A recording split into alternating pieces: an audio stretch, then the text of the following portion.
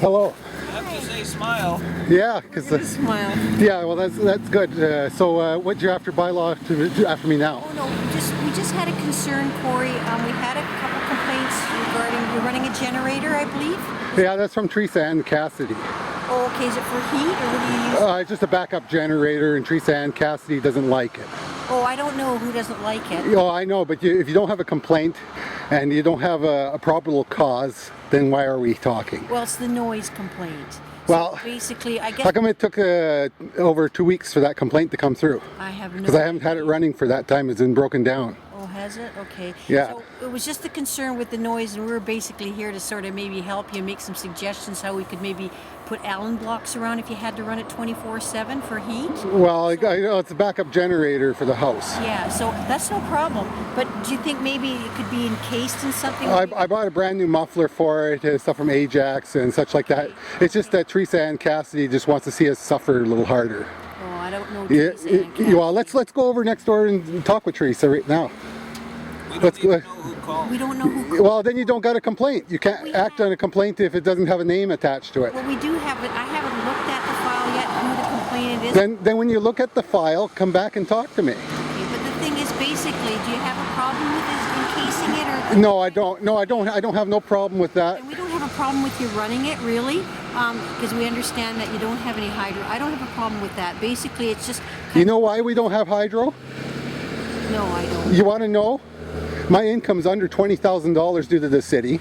Okay. I got robbed without a ticket of violation. Okay. And I went to court, and the court didn't say it's an indictable offense. Okay. And I got robbed. I got held hostage because Diane Brennan's little scam to lock me up. Oh, And I'm aware of that. I'm going to post it on the internet. okay. I wasn't aware of it. Yes, yes, and I've got all the complaints with Teresa Ann Cassidy's name on it, and Wayne Robinson's name, and Wesley Bellock's name. I got all those complaints with their names and documents already, and I'm going to have to post it on the internet. Okay. So you said you haven't been running it for 2 weeks. No, Okay. 'Cause no, it it's broke down. yeah. And so you got the muffler, which is great. Yeah. That'll help a lot on the noise. So I'm just wondering if have you got it located in the backyard? Yeah, it's just in the backyard. It's Okay. it's self-contained. It does its thing, and then when I need So it. yeah, if it's self-contained core, like I said, even around Allen blocks, so that the noise isn't, going to the neighbors, or Yeah. especially if it's at 2 in the morning. But and people are trying to sleep. this wasn't 2 a.m. The police came. I got the surveillance tape of the police coming, Oh, did and the police came already checked this out for this situation, and you're over a week late.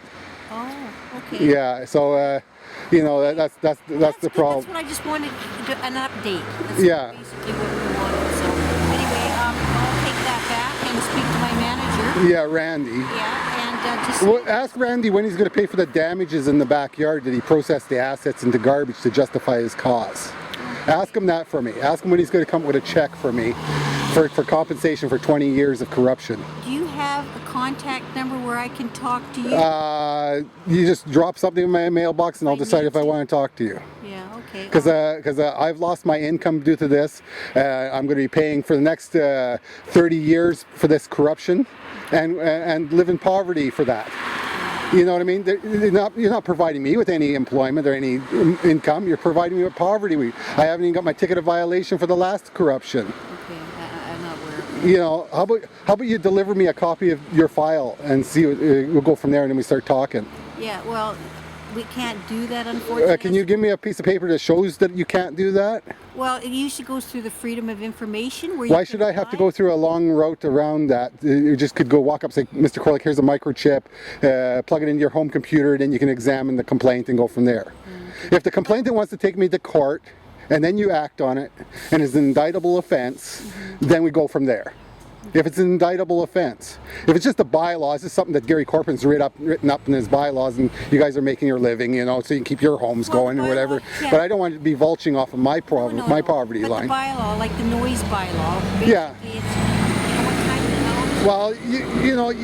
Well, you weren't out here to identify the noise at that hour anyhow. It was about 9 o'clock at night, and I shut her down.